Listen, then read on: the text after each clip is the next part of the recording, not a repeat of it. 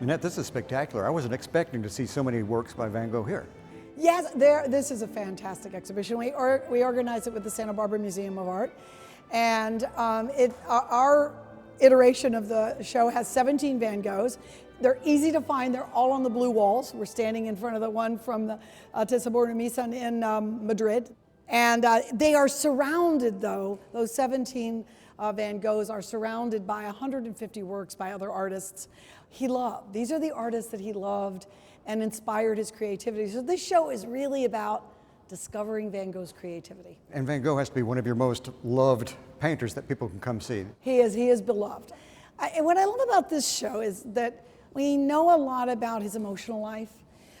We know a lot about him anyway because he wrote all these incredible letters to his brother. I mean, that's how we know which artists that he admired and was thinking about, whether they were contemporaries like Monet and Gauguin, or whether they were from the past like Chardin or Rembrandt, which are in the show. And we know, of course, that everybody knows about Van Gogh's incident with his ear. But what we don't know a lot about, most of us don't know a lot about, is the art world of which he was a part. He wasn't an isolated figure. He was very much a part of the art world of his time.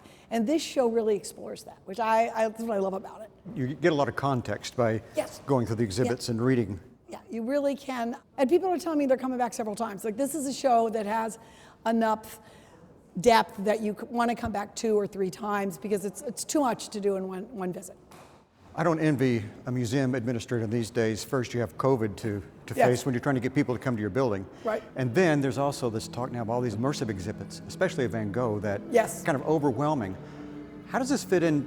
How does this kind of exhibit fit into these times now? Well, it is wonderful to see people back in the galleries. And though we are standing in the galleries, I do want to say you and I are standing in the galleries unmasked only because we're doing this interview. I wear my mask all the time in the galleries. We do ask people to do that to observe the city's mask mandate in public spaces.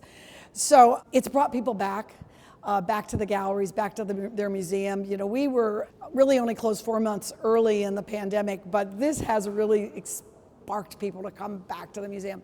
The immersive experiences are all over the country. And I think that the thing that's happened in Columbus is everybody's talking about Van Gogh, right? Everybody's like, have you seen? What have you seen? And so I think the experiences complement each other. They're very different.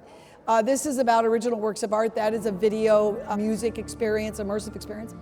So I think that they complement each other. These kinds of shows for museums take 4 and 5 years to organize, and each one of these works of art has to be borrowed from a different museum. So these come from all over the world. That takes a lot of work. The ideas in the show take a lot of work. And at the end of the day, I think another core difference is that this is your community art museum. We're a nonprofit. We're about sharing the arts with as many people as we can. So there is an upcharge for Van Gogh, but on Sundays when the galleries, our permanent collection galleries, are free, that's the only charge. So I think that reminding people that, it's great to go to Immersive Van Gogh too, but this is your community museum, and this is something we're doing for our community, and we want as many people to come and make it accessible to as many people as possible. I read about the brush strokes and the texture you can see, but I was really kind of overwhelmed when I came here and saw it for myself. It's almost like sculpture. There's so much texture to it, and that's something I don't think you would get from another kind of experience. Right now, again, we're standing among 3 Van Goghs, and Van Gogh personally, touched each of these. He painted each of these works. They are the original, and I think there's still today for us the awe of someone who can do that.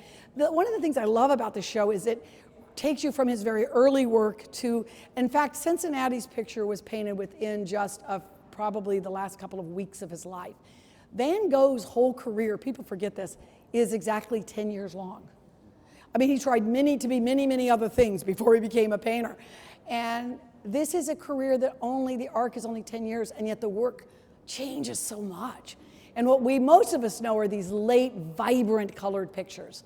And they are just entrancing. I mean, you just can look at them really for a very long time. This is a great show, and it makes you realize that that's why we need to keep looking at a broader and broader range of artists, because human beings take care of what matters to them. And these pictures are taken care of by generations of people that pass them down, or a museum that takes care of it generation after generation for a community. I always tease and say that, you know, the museum's collection is held in public trust. I don't know about you, Brent, but my Monet lives here. Mine lives here. My several Monets live here. And they are held in trust for all of us, for generations, so that my grandchildren can come here and see that, which is why it's really important that our collection continue to grow and change and represent all of us.